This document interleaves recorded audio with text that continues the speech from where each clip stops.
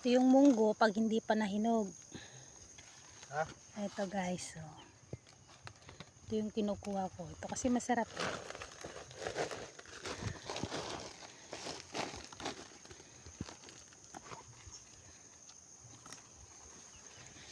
Ang daming bunga.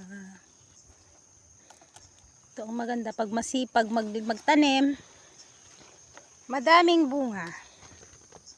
Doon naman tayo sa sitaw.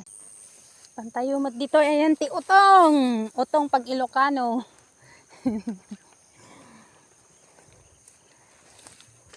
Ito naman yung sitaw. Sitaw. Sige. Ha? Tayo na jay.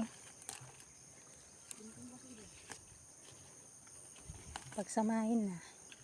Pag ikan tayo utong. Paglalaw ka.